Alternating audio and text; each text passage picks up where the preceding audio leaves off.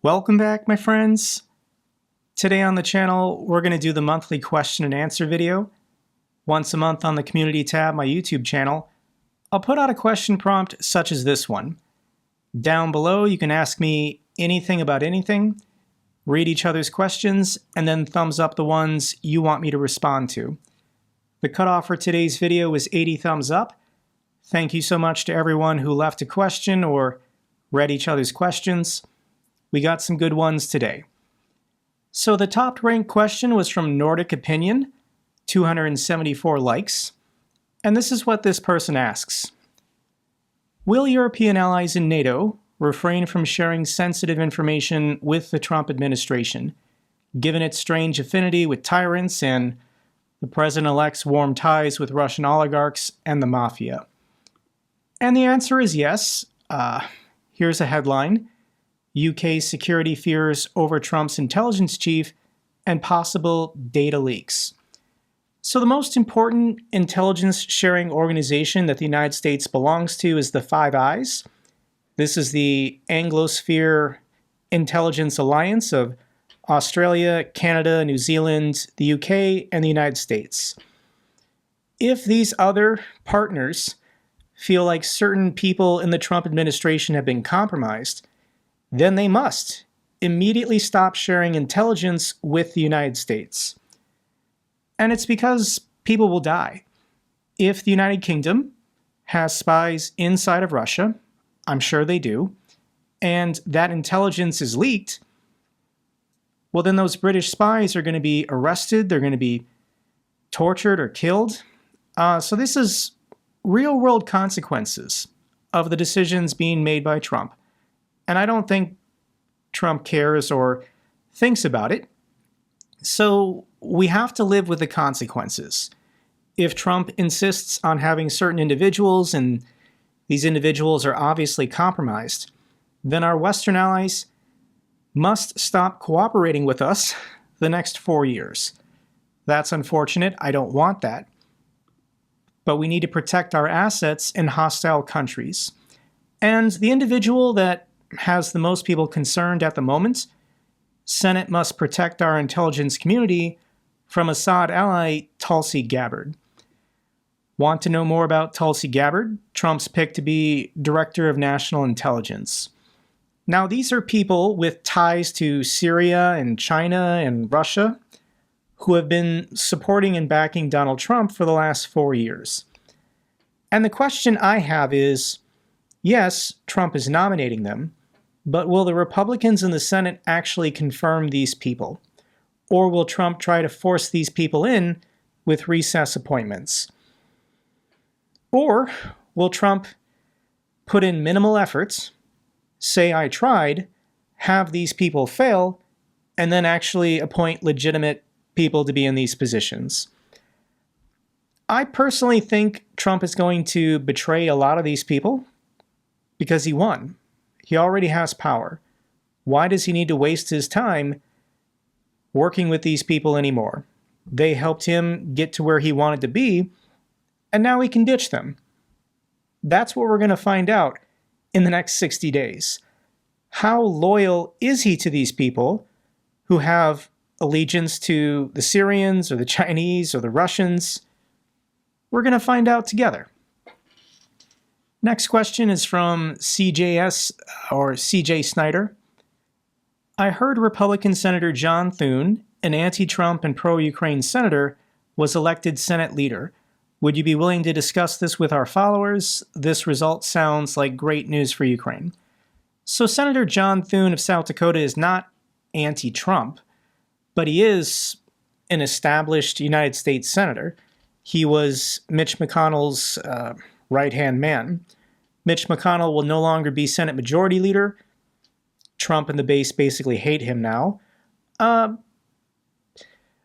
John Thune has to work with Trump, make Trump happy, and Trump wins. He just wins. And Trump being on the ballot helps a lot of down-ticket Republicans win their seats as well. So John Thune is not looking to oppose Trump. He doesn't want to do that. But he still understands the national security needs of the United States, and he's no friend of Russia.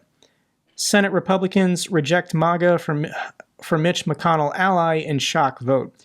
So this was the first test of how MAGA is the Senate, and Donald Trump and Elon Musk wanted Rick Scott of Florida to be the Senate Majority Leader, but the Senate vote is secret. All of the senators get to vote in secret. So they can tell Trump to his face, yeah, I voted for Rick Scott. That's the guy you wanted, Mr. President. But then they secretly voted for John Thune because they don't want a crazy person making crazy decisions.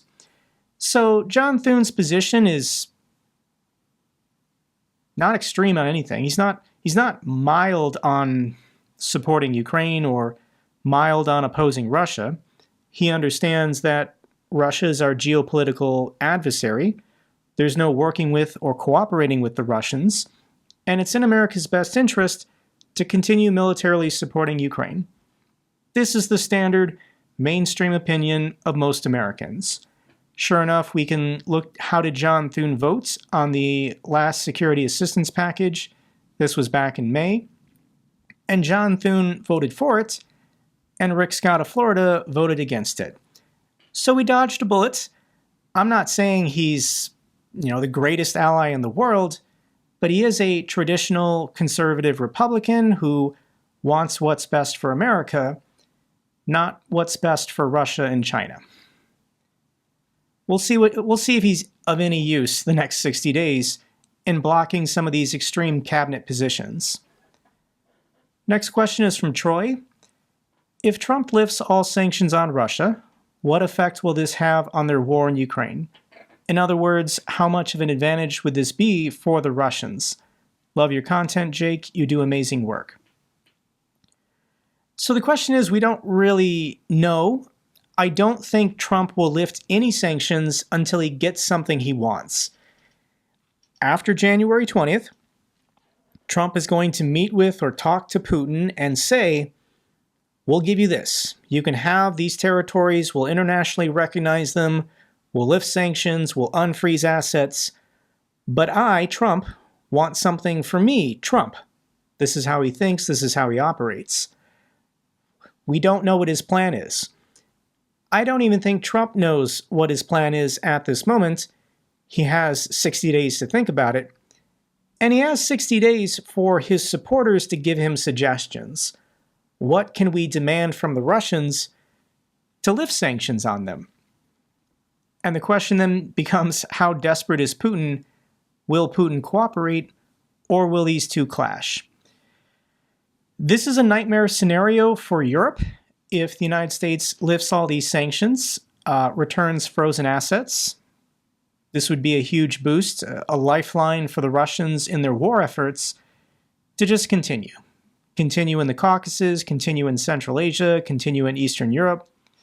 If the United States is not a willing partner in coordinating these sanctions, the rest of the G7 and the EU on their own, it might not be enough. We just don't know.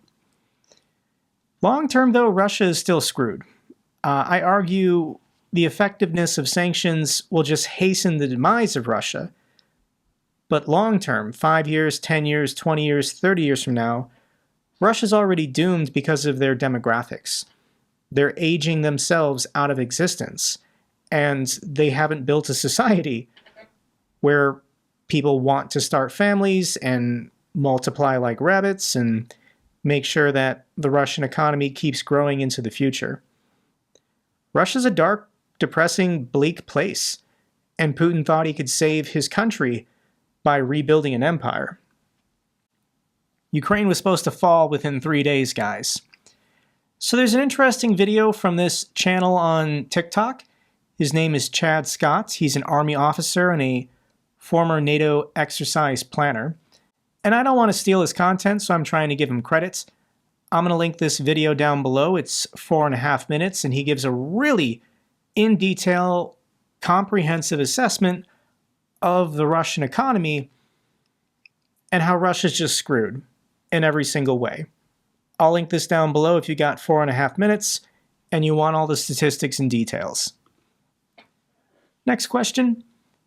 Is it possible that Trump could bait and switch Putin and double down on aid to Ukraine given his cabinet picks? Once again, with his picks, we don't know who will be confirmed or who will be rejected by the Senate. As for Trump baiting and switching Putin and the Russians, yes.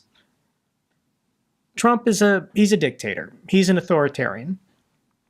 But I'm an American, and he is my president, and we do kind of need him the next year or two. I don't think the story of Donald Trump for America is going to end well. But he's our starting quarterback. We're in the third quarter of this game. We need him to perform. So I'm going to do everything I can to encourage Trump and Trump supporters to do the right thing, to support Western democracy and human rights, and oppose the Russians. And it's, in my opinion, not going to be difficult to get Putin and the Russians and MAGA to turn on each other. It's going to happen, I guarantee you. Trump has basically betrayed and turned on almost everyone he's ever worked with his entire life. All the commentators on, CNN and MSNBC are Republicans, former Trump cabinet members like Scaramucci and John Bolton. Trump turns on everyone, so this is definitely possible. And I think the strongest argument to make to MAGA and Trump is, why do you want to return to a multipolar world? The United States is the largest economy, the strongest military, and it's yours, MAGA. You own it. You control it. Why do you want to share this global power and prestige with a revitalized Soviet empire, Russian empire? This is what Putin and the Russians are trying to do. And this doesn't benefit America. It doesn't benefit Europe. We can stop this from happening this year if we just give Ukraine more assistance and aid. This is the direction we're going in. Here's a nice question. How are you feeling? 193 people just want to know how I'm doing. And for those of you who don't know me personally, I'm doing great. Personally, I'm an optimist about my own life. Yes, I have concerns about the world. Yes, I have concerns about my own government. But I know how to take care of myself. My mental health is good. My physical health is good. My personal relations with my family and friends are all doing well. I think that I've done a good job the last 3 years pacing myself, only making a video basically every other day. This allows me personal time to develop and spend time with people and take care of myself. So personally, I'm doing great.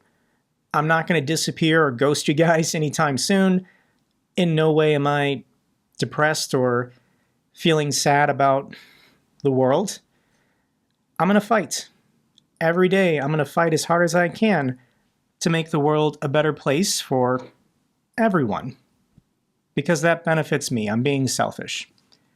So what have I been doing recently? And recently I've been trying to extend my social media reach.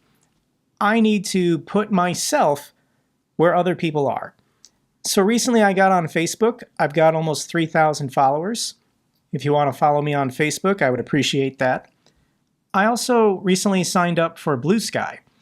Blue Sky is the latest competitor for Twitter, and given the results of the election and Elon Musk rigging Twitter to benefit him and Donald Trump, a lot of people are leaving Twitter for Blue Sky. I've been on the platform for 3 days, and I already have 6,600 followers. It's kind of exciting, having so many people show up at once, and then you're getting all this engagement. Will it sustain itself? Will it hold? We'll see. But if you haven't tried Blue Sky, I highly recommend it. I'll put my profile link down below if you want to check it out. Next question is from KBG. With reports that Russia's stockpiles are running low and they're increasingly relying on older, heavily refurbished equipment, could the EU now, for the first time, be in a position to sustain Ukraine on its own if the United States withdraws its aid? So the go-to channel for tracking Russian losses in their deep storage sites is Covert Cabal. I can't highly recommend enough this YouTube channel. This guy pays for satellite images to count how many tanks and APCs are still in these deep storage sites. It's pretty interesting, and this seems like tedious work, so check out the channel, subscribe if you haven't already. But the bad news is that Russia is still outproducing basically the entire NATO alliance without the United States. I wish 3 years into this war, more NATO partners were doing more. I understand Poland, you're kicking ass. The Baltics, you guys are great. Scandinavia, you're looking wonderful. But there's other people in the NATO alliance who still aren't really taking it serious as far as defense production. And the problem is, everyone's first priority is to protect themselves. So because there's uncertainty, because many European countries have been caught neglecting their militaries, people are trying to build up for themselves, and they're still only giving their spare capacity towards production for Ukraine. So most of military production occurring right now in NATO is going to NATO countries, not Ukraine. Just a fact. So Russia, as far as conflict in this war, is still outproducing Ukraine and what is donated to Ukraine. In a war of attrition, this is not a winning formula. Russia is currently spending about 6.3% of their GDP on the military, but we know it's higher than that when you factor in everything. In my last update video, I showed this clip from Solyov where he made a mistake. He said he met with weapons producers, and weapons producers were telling him none of them have been operating at a profit the last couple years. Putin has been placing orders, and these defense companies have to borrow money just to complete the orders. They've not been operating at a profit for a while. And for Putin and the Russians, I mean, the Kremlin doesn't care. If they lose this war, if their defense industry goes bankrupt anyways, they already lost the war. So it's, what's the expression? Go for broke, literally, for Russia's defense industry. But they can't do this forever. There will be a breaking point at some point. Concerning your question, can Europe support Ukraine on their own? They can, but there needs to be serious decisions and changes made today. The United States might cut off all military support 60 days from now when Trump takes office. So once again, everyone else in the Western Alliance needs to step up right now. I can show you this graph, NATO defense spending as a percent of your GDP. I know a lot of these countries in the middle are going to meet that 2% this year. This graph is from 2023. But there are still some countries that aren't going to meet it. Next question, is a Fox News reporter really the best person for Secretary of Defense? No, of course not. I'm trying to take each one of these individuals serious. And this Pete Hegseth guy, I think, is going to be shot down. I don't think the Senate's going to confirm him. Trump is planning to skip FBI background checks for his cabinet picks because they're all criminals. They've all been compromised or broken the law in some way that would disqualify them to serve in a presidential administration. So there's already reports coming out about this Hegseth guy, that he was accused of sexual assault back in 2019.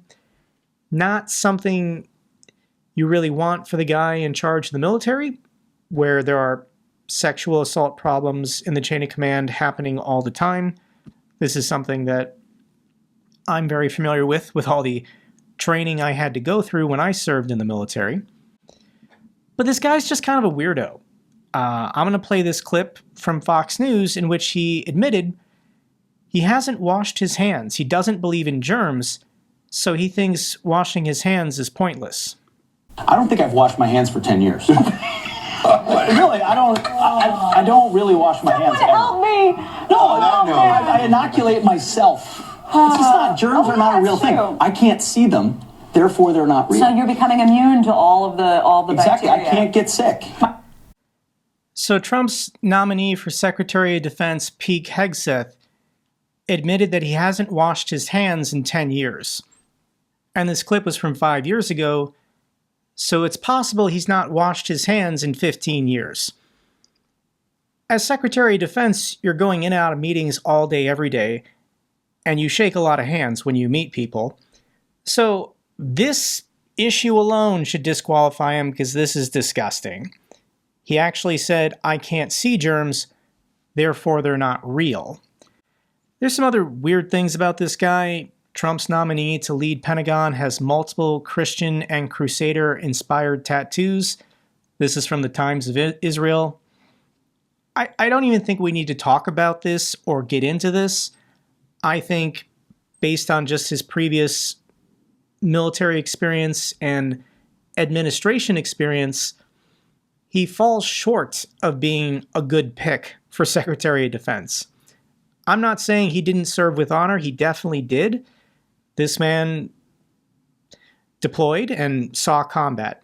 So I thank him for his service, but just because you served honorably in the military doesn't mean you're qualified to run the largest organization in the world. So I think he's going to fall short, and then Trump's going to have to pick somebody else. We'll see. If Ukraine's military allies dissolve away, is it time for them to develop their own nuclear deterrence? And this is the article that went viral in the last 2 days from the Times. Could Zelensky use nuclear bombs? Ukraine's options explained. And I've mentioned this a couple times on the channel, given my own background with nuclear weapons. And Ukraine's going to deny it. Of course they're going to deny it. Ukraine responds to nuclear bomb claims. The way that Zelensky framed this is, Ukraine at some point in the future needs a nuclear deterrent. If you're a member of NATO, then NATO's nuclear umbrella protects you, and you don't need your own nuclear weapons. But a lot of these negotiations and deals are saying Ukraine can never join NATO. So what's Ukraine's option? And their only remaining option is to develop their own nukes. They don't want to do this. But given their geography and their neighbors, and the fact that two nuclear powers, North Korea and Russia, are currently attacking them, they might have to at some point in the future. And there's two different kinds of materials you can use to make a nuclear weapon. The more difficult and expensive one is enriching uranium. The other one is taking waste from a civilian nuclear reactor. This is plutonium. And there's the creation of a bomb, and then there's the creation of the delivery device. I don't think Ukraine is going to be using and testing intercontinental ballistic missiles anytime soon, but they could develop a low-yield nuke, strap it to a drone, and then hit something. That's definitely a possibility. I don't think it's happening anytime soon, but if there is a freeze in the conflict, if Russia takes a break before restarting the war again, I think that'll be the time and the moment for Ukraine to secretly develop their own nuclear weapons. They're not doing it because they want to. They're doing it because NATO won't let them into the alliance and offer them that shield. Next question, do you think Russia will economically collapse in 2025? Thank you, Jake, for your help. Go Ukraine. We can defer to Ukraine's intelligence chief, Budanov. Russia faces economic crisis peak by summer of 2025. This article is from September. And it's almost New Year's. We're coming up on Thanksgiving and Christmas. So I'm curious. I'm curious how Russia is going to do this winter. Winters in Moscow and St. Petersburg are brutal. It's basically 5 months of cold and darkness. And we're going to see how the Russian people respond when their government doesn't take care of them. When Putin is prioritizing an offensive war of choice over servicing necessary utilities so people in Russia don't freeze to death. Everything with your economy every day just gets worse and worse. Here is the dollar to ruble exchange rate officially hitting 100 rubles to $1. And I don't think Putin can do this anymore with the central bank. They can't just keep buying their own currency to prop it up. The ruble is not widely internationally traded, but it still has to be exchanged and traded a little bit. And this is not the fair market value of the ruble. It's going to massively devalue over the next year. People who still have property, people who still have investments in Russia, you have to ask yourself, do you want to remain there and gamble your money? Or do you want to pull it out and put that money somewhere else in the world? We're going to find out. Next question is about Elon Musk. I'm concerned Musk might restrict the use of Starlink by Ukraine in this conflict, like he previously tried to, when the US government is potentially not pushing back on such a move anymore in 2025. He then asks, perhaps even a switch of the whole situation 180. Basically, is it possible when Trump takes office, the United States government and Musk will shut Starlink off for Ukraine, but still allow Starlink for the Russians? And it's possible. Russia is illegally using Musk's Starlink satellites to advance in Ukraine. I'm confident if Starlink wanted to shut off these terminals that the Russians are using, then they could shut it off, and they're choosing not to. Elon Musk is, the filters come off. He can say whatever he wants now. But going back 2 weeks ago, he probably would say, well, I need to be neutral. Therefore, both sides using Starlink, it's not a big deal. I don't think Elon Musk is going to turn anything off until there's negotiations. He has to defer to Trump. He can't just handicap Ukraine and give an advantage to Russia for nothing. Elon Musk and Trump are going to want something before they would take this action. So my hope, my opinion is we need to distract Elon Musk. We need Elon Musk to stop thinking about and talking about foreign policy and Russia and Ukraine, because his position is absolute garbage. So Elon Musk is the richest man in the world, and these are his four main companies: Tesla, SpaceX, Neuralink, and Twitter. And there's a lot of government oversight of these companies, a lot of government oversight that's going to completely disappear, a lot of investigations that are going to completely disappear. And I hope people can just distract Elon. Like, there's other things Elon could think about and do. He's got like 13 or 14 children. He's the CEO of like 5 or 6 companies. And now he's going to be in charge of the US government and foreign policy. Like, none of this makes sense. This guy is an absolute nightmare. I think these two people hate each other. Donald Trump and Elon Musk, they've clashed in the past.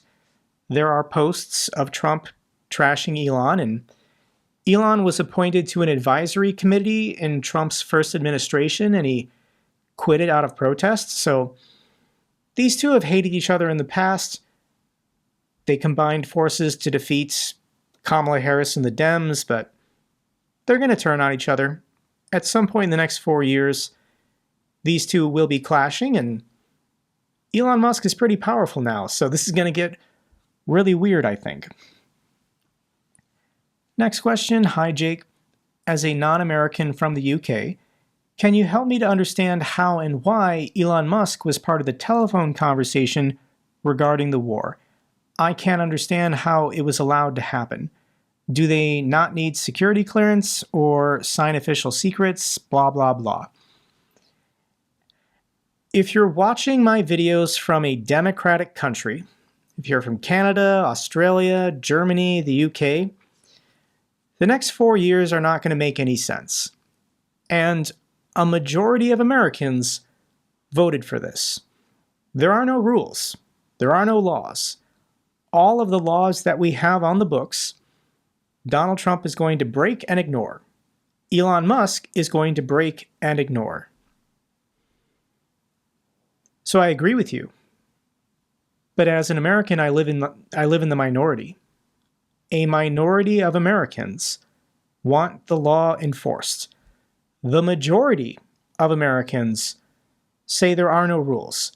Whatever Trump and Musk need to do to fix America and make America great again, they have permission.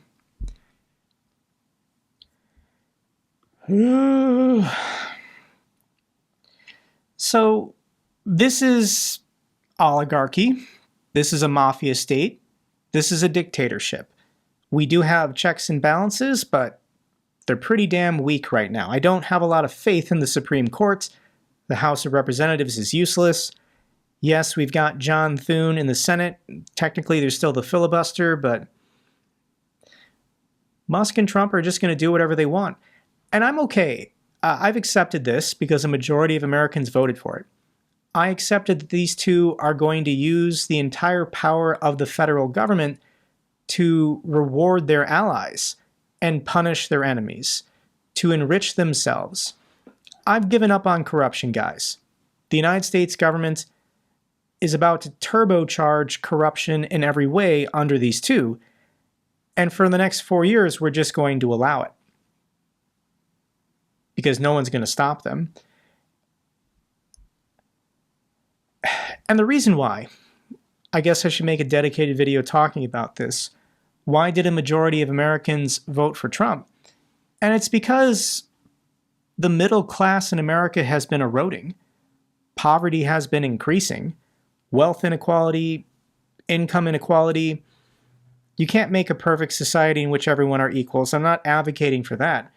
But when you look at all the statistics, when you look at the graphs, everything in America has been getting worse for about 40 years. And Donald Trump and Elon Musk promised everything to everyone. Vote for me, I will lower the price of eggs. Don't ask me how, I'm not going to tell you my plan. Vote for me, I'll lower the cost of rent. Vote for me, I'll lower the cost of healthcare, education. Like, these are things that people care about and pay for. And Donald Trump, without providing any details, any plan whatsoever, said, I am the answer, I am the cure, I will fix everything. And a majority of Americans voted to say, give this man a shot. Give this man a try. So we're going to find out together if they can make anything better over the next 4 years. If they do, MAGA will be rewarded and everyone will ignore graft and corruption. But if they don't make things better, if the cost of living doesn't come down, if wages don't go up, then the masses are going to turn on these people. And I think Trump also has been angling for this. When things start to go bad, Trump's going to blame Elon. Elon will blame Trump. It's stupid, guys. It's stupid. There's going to be a lot of chaos in the United States, and I apologize to my international audience because you're bystanders, you're victims. During Trump's first administration, the group that everyone was talking about was Antifa. Donald Trump was talking about Antifa every single day. So when the protests and the rioting start again here in the United States, Elon Musk and Trump are going to talk about the radical left and the communists and the vigilantes and the agitators and how we've got to crack down and arrest them all and they're destabilizing society, blah, blah, blah. Same thing with Black Lives Matter. This basically dissolved as soon as Biden became president. I understand they're still doing stuff, but not at the levels they were during Trump's first term in office. So we're giving this a shot. I mean, I'm open to things changing or improving. I'm skeptical.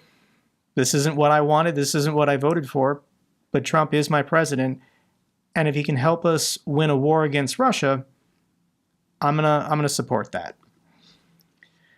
If you're still with me, thank you so much for being a supporter of my channel. I greatly appreciate you guys. I'll put the links down below for my Patreon and my channel membership if you want to give that a shot. I should probably start promoting that more, given I don't know what's going to happen the next couple years, guys. We're going to find this out together. Thank you so much for being with me. That's all for this Q&A. Till the next one, take care.